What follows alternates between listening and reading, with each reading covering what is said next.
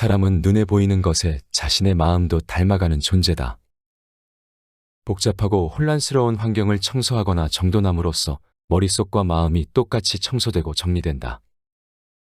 복잡한 환경에 둘러싸여 있으면 머리도 마음도 정리될 수 없다. 복잡함과 혼란에 익숙하다. 혼란이란 오랜 시간에 걸쳐 만들어지기 때문에 자신도 모르는 사이에 그 소용돌이에 동화되고 만다. 우리 인생에 꼭 필요한 것이 있다면 바로 쓰레기통이다. 20세기 독일의 최고 작가 가운데 하나로 손꼽히며 평화주의자로 유명한 쿠르트 투콜스키는 커다란 쓰레기통이 건강한 질서의 시작이라고 말했다. 우리는 쓰레기통과 친해져야 한다. 당신은 쓰레기통을 자주 사용하는가? 아니면 무언가를 잔뜩 쌓아두는가? 좀 더 효율적인 인생을 살고 싶다면 버려야 한다. 대부분 불필요한 일을 너무 많이 하고 불필요한 물건을 너무 많이 가지고 산다. 인간은 본능적으로 무언가를 채우고 싶어 한다. 평범한 우리는 쇼핑센터에 가서 카트를 끌고 이곳저곳에 있는 상품을 채우기 바쁘다. 1980년대 대형마트에서는 80리터짜리 쇼핑카트가 일반적이었지만 현대에는 180리터짜리 쇼핑카트가 일반적이다. 미래학자 마틴 린드스트롬은 쇼핑카트의 크기가 2배 커지면 소비자는 30% 더 구매한다고 말했다. 인간의 집착 가운데 가장 강력한 것은 정보에 대한 집착이다. 특히 직장인은 집과 사무실에서 책, 서류, 컴퓨터 파일 등으로 자신의 공간을 가득 채운다. 그 정보 중 80%는 다시 사용하지 않을 정보일 텐데도 말이다. 단순한 것이 아름답다. 넘칠 정도로 풍족해야 좋다고 생각할 수도 있지만 적게 가지고 있을수록 더 많은 애정과 관심을 쏟을 수 있다. 사랑하는 사람은 자꾸 보고 싶고 만지고 싶다. 마찬가지로 사랑하는 물건은 자꾸 쳐다보고 관리하게 되지만 그렇지 않은 물건은 잘 쳐다보지도 않고 꺼내지도 않는다. 우리가 가지고 있는 모든 물건과 정보는 사용을 목적으로 하는데 사용하지 않고 갖고만 있으면 무슨 소용인가? 계속 모으기만 하다 보면 그 물건은 잡동사니가 되어버리고 만다. 그 잡동사니는 여전히 사람에게 관심과 애정을 요구하기 때문에 우리의 시간과 에너지를 빼앗는다. 옷이 많을수록 관리하는 시간이 늘어나고 외출할 때 고르는 시간도 오래 걸린다. 장식품이 많을수록 닦고 쳐다보는 시간도 길어진다. 우리는 물건을 단순화할 필요가 있다. 필요 없는 물건은 과감하게 정리하자. 소유하고 있는 물건 중 대부분이 불필요한 것일 수도 있다. 그런 물건을 꾸역꾸역 가지고 있으면 인생의 소중한 기회를 잃어버릴지도 모른다. 단순. 나는 말한다. 당신의 일을 2개나 3개로 하라고 100개나 1000개가 아니라 100만 대신에 반닷으로 세마라. 그리고 당신의 계산이 당신 엄지손톱 위를 벗어나지 못하도록 작게 하라. 단순화하라. 존경받는 작가이자 자연 철학자인 헨리 데이비드 소로가 한 말이다. 그는 월든 호숫가의 방 한 칸에 집을 지어 살면서 단순한 생활을 누렸다. 몇 개의 소지품과 자신과 친구, 사회를 위한 3개의 의자만 갖추고 있었다. 그는 단순한 삶이란 최소의 필수품으로 사는 것이며 단순할수록 신과의 관계 같은 중요한 일에 집중할 수 있고 더욱 신성한 길을 추구할 수 있다고 믿었다. 삶이 단순할수록 우주의 복잡함이 줄며 주변과 더욱 행복한 관계를 맺을 수 있다고 생각했다. 당신의 공간을 채우고 있는 모든 것, 물건, 일, 심지어 생각까지도 유효기간이 있다는 것을 인정하자. 모든 것에는 정해진 시간이 있다. 일정 시간이 지나면 떠나보내야 한다. 한 사장님의 책장을 정리 컨설팅한 적이 있다. 사장님은 컨설팅을 진행하는 도중 스스로 전공 서적을 버리겠다고 결심할 만큼 내면적인 변화를 보이셨는데 딱 한 가지 어린이용 위인전만은 버리지 못했다. 비싼 돈을 주고 사기도 했을 뿐더러 교육적으로 매우 훌륭하기 때문에 아이에게 꼭 읽히고 싶다고 했다. 그런데 그 아이는 고등학교 2학년이었다. 사장님은 위인전을 한 권씩 읽을 때마다 용돈을 주면 아이가 읽을 거라며 열의를 보이셨지만 고등학생에게 어린이용 위인전이 여전히 교육적일지 생각하지 못한 듯했다. 이처럼 시기가 지난 책, 이미 끝난 프로젝트, 더 이상 맞지 않는 옷, 전 직장에서만 유효했던 가치관 등 유효기간이 지난 것을 깨끗이 비우자. 이런 것을 비워야 효율적이고 지속적으로 성장하는 삶을 살 수 있다. 한 수강생은 정리력 강의를 듣자마자 집으로 가서 남자친구가 준 곰 인형을 버렸다고 한다. 생일에 받은 선물이었는데 곰 인형만 달랑 주고 가버리다니 너무나 성의 없다는 기분이 들어서 인형을 볼 때마다 남자친구에게 화가 났다. 하지만 선물이라서 어쩌지 못하고 있었는데 강의를 들은 후 시원하게 버릴 수 있게 된 것이다. 매일 아침 일어날 때마다 곰 인형을 쳐다보며 남자친구에게 화를 내고 하루를 시작하는 습관이 사라지게 되었다. 마음에 들지 않는 선물 때문에 불필요한 감정 싸움을 했던 것이다. 겉을 정리하면 아는 스스로 제자리를 찾아간다. 이와 더불어 버림의 미학을 통해 새롭고 멋진 기회가 찾아오게 됨은 물론이다.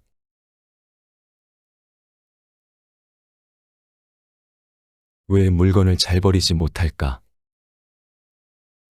사람들이 물건을 버리지 못하는 첫 번째 이유는 물건에 감정적으로 집착하기 때문이다. 나도 한때 옷에 무척 집착하던 시기가 있었다. 스스로 돈을 벌면서 새 옷을 자주 샀고 옷이 닳아도 잘 버리지 못했다. 지금 생각해보면 대부분의 옷을 남에게 얻어 입던 가난한 유년 시절을 새 옷으로 보상받고 싶었던 것 같다. 옷을 많이 가지고 있는 게 마치 안전하고 성공한 삶인 것처럼 착각했다.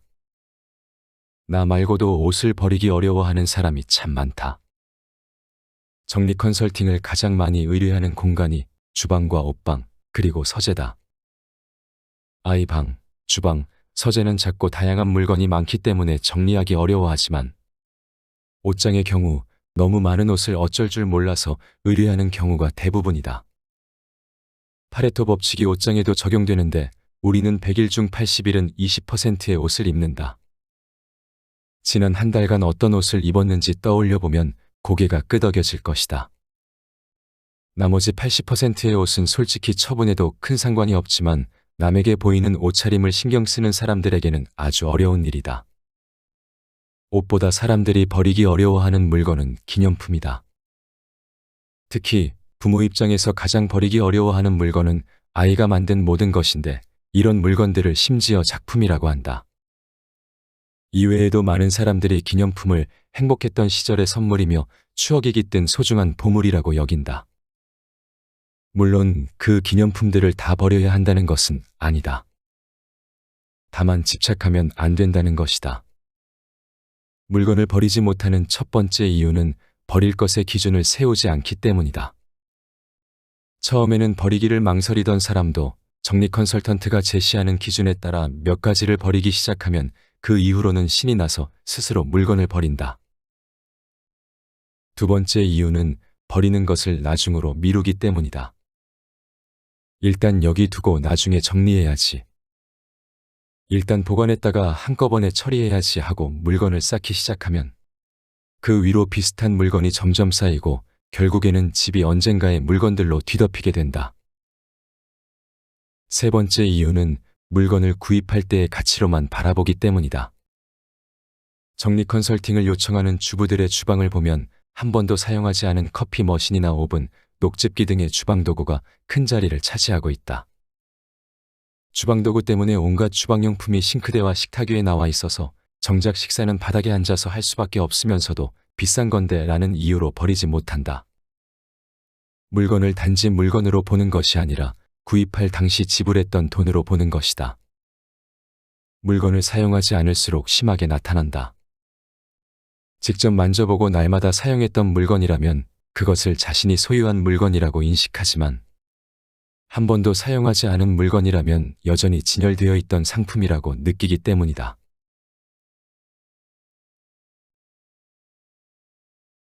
객관적인 시각을 가져보자. 비우기를 잘하게 되는 첫 번째 방법은 객관적인 시각을 갖는 것이다. 버리는 것을 어려워하는 첫 번째 이유가 물건에 감정적으로 집착하기 때문이라고 했다. 이 경우 물건과 자신을 동일시할 정도로 물건에 애착을 보이므로 스스로 물건과 작별하는 것이 엄청나게 어려울 수밖에 없다. 하지만 이런 사람들도 정리 컨설턴트와 함께 버리기 시작하면 적든 많든 버릴 수 있게 된다. 왜냐하면 정리 컨설턴트는 그들처럼 물건에 대한 애정이 없는 타인이고 물건에 대해 객관적인 판단 기준을 제시하기 때문이다. 버려야 하는 물건이 있는데 도저히 버리기 어렵다면 내가 아닌 다른 사람이 물건을 버리고 있다고 생각하고 버리자. 정리 컨설턴트가 되었다고 가정하고 색다른 작업복을 입은 채 버리기를 해보거나 선글라스를 쓰고 버리기를 하는 등의 방법도 좋을 것이다. 이런 역할 게임이 어렵다면 미리 자신만의 버리기 기준을 몇 가지 적고 아무리 감정적인 동요가 들더라도 무조건 그 기준에 따라 버리기로 결정하고 시작하는 방법도 괜찮다. 정리력 챌린지에서 잡동사니 버리기를 잘 실천하는 분들이 가장 많이 사용하는 말이 눈 딱 감고다.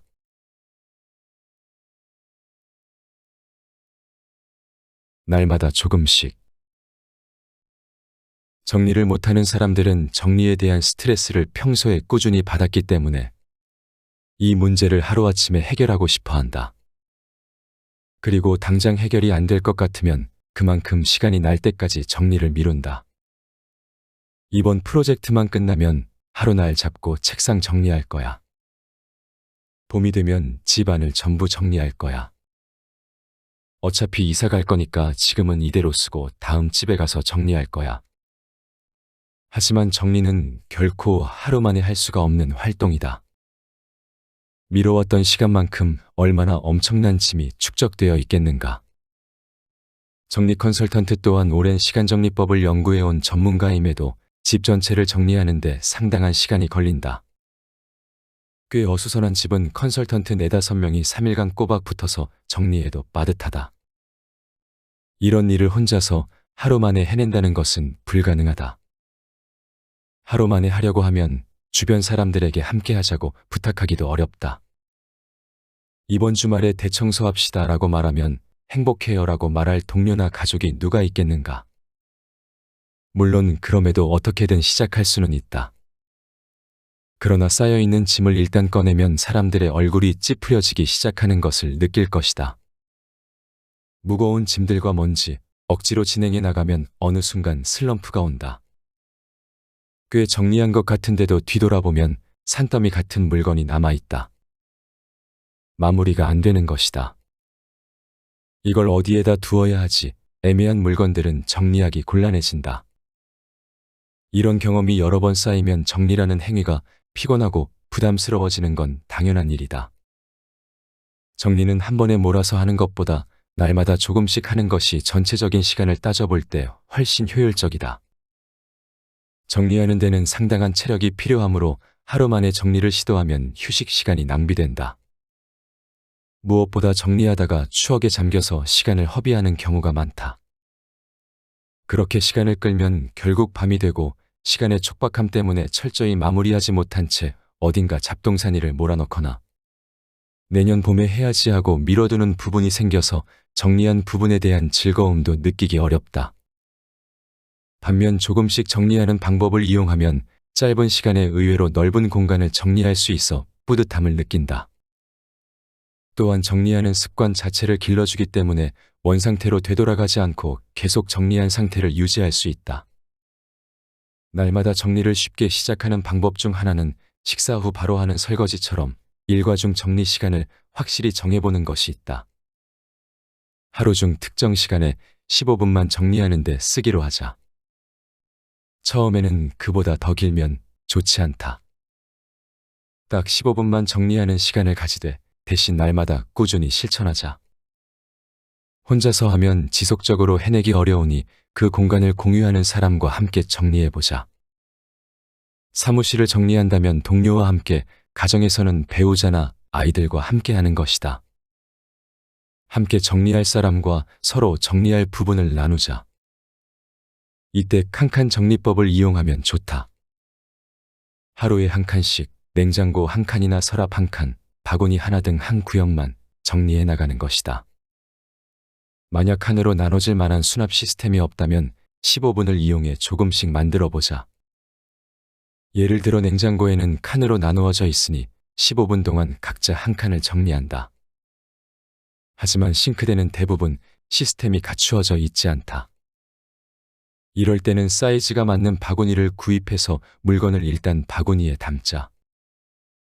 정리하기로 정한 시간에 바구니를 하나씩 정리한다. 이 방법을 실천해보면 언젠가 해야지 하고 몇 년간 치우기를 미루었던 잡동사니들이 하루 15분의 힘으로 한 달 만에 사라지는 것을 경험하게 될 것이다.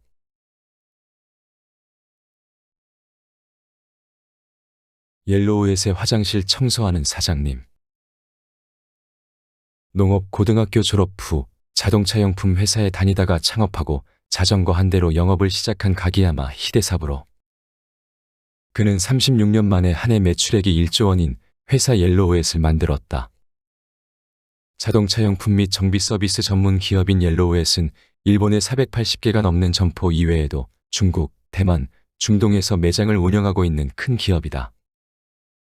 옐로우햇의 창업주 가기야마 히데사부로는 무려 40년간 하루도 빠짐없이 화장실 청소를 하고 있는데 이것이 바로 자신의 성공 비결이라고 이야기한다. 한국에도 출간된 그의 책 머리 청소 마음 청소에서 청소를 시작하게 된 일화를 밝히고 있다. 그가 처음 회사를 시작했을 때 회사 상황이 좋지 않아 분위기가 나빴다고 한다. 그는 월급을 올려줄 수도 복지 혜택을 줄 수도 없는 직원들을 위해 자신이 해줄 수 있는 일이 없을까 생각하다가 회사를 청소하기 시작했다. 부정적인 생각이 깃든 직원들이 기분 좋게 일할 수 있는 환경을 조성하는 방법으로 청소가 가장 좋을 것이라고 판단한 것이다. 그는 사람은 눈에 보이는 것에 자신의 마음도 닮아가는 존재다. 복잡하고 혼란스러운 환경을 청소하거나 정돈함으로써 머릿속과 마음이 똑같이 청소되고 정리된다. 복잡한 환경에 둘러싸여 있으면 머리도 마음도 정리될 수 없다라고 말하며 환경의 중요성을 강조했다. 그 모습을 본 직원들은 사장님이 청소하시다니라고 수근거리며 시간이 많은 사람이나 하는 일, 중요하지 않은 사람이 하는 일, 허드렛 일 정도로 인식하고 있던 청소를 사장이 직접 하는 것에 의아해했다. 처음에는 그냥 유별난 행동이라고 생각하는 분위기였지만 현관, 복도, 사무실, 심지어 화장실까지 깨끗해지면서 직원들의 모습이 변했다. 하루도 거르지 않고 장갑도 끼지 않은 맨손으로 변기에 손을 넣어 청소하는 사장의 모습에 감동받은 것이다. 그때부터 사장이 아무에게도 권하지 않았는데도 직원들이 스스로 청소하기 시작했다. 직원 전원이 자발적으로 청소에 동참하기까지 20년이라는 세월이 흘렀다. 가기야마 히데사부로는 평소에도 정리정돈하는 습관을 강조한다. 고민이 있는 사람들의 공통점은 한숨이 나오고 자세가 흐트러지고 호흡이 얕고 불면증이 생긴다는 것이다. 생각만으로는 아무것도 이룰 수 없다. 자리에서 일어나 행동으로 옮기지 않으면 망상과 잡념으로 가득 차고 적극적인 사고력이 쇠퇴하며 모든 것을 귀찮아하게 된다. 악순환의 고리를 끊고 좋은 생각으로 바꾸기 위해서는 손이 닿는 곳부터 정리하며 몸을 움직이고 행동해야 한다. 그는 회사를 깨끗하게 정리하고 회사가 위치한 동네까지 청소했다. 자동차용품 회사다 보니 자동차들이 많이 드나들게 되었고 지역 주민들에게 본의 아니게 폐를 끼치고 있다는 생각이 들었다. 보답하는 마음으로 청소를 시작했다라고 그 이유를 밝히고 있다.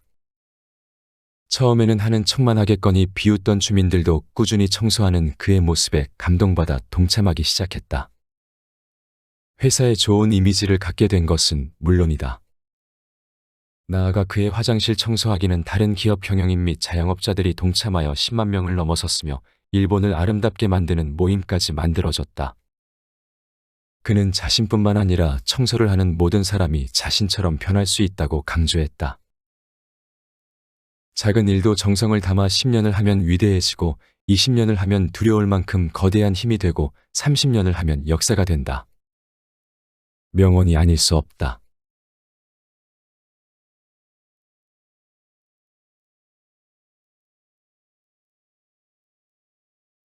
앞에서 소개한 내용은 하루 15분 정리의 힘에서 가져왔다. 정리는 시간을 따로 내서 하는 것이 아니라 숨 쉬듯 자연스럽게 일상에 녹아들어야 한다. 하루 15분 어쩔 수 없는 일들로 가득한 불안한 삶 속에서 나의 시간과 공간, 그리고 관계를 정리하는 것은 인생의 방향을 잃었을 때 불안과 위기 속에서 절망하지 않고 삶의 주인공이 되려는 노력이다. 정리하면 쓸데없이 낭비되던 돈과 시간, 에너지가 제자리를 찾게 된다. 그로 인해 마음의 여유와 실행력, 그리고 창조력을 얻게 된다. 이 모든 변화로부터 새로운 기회를 얻을 수 있지 않을까.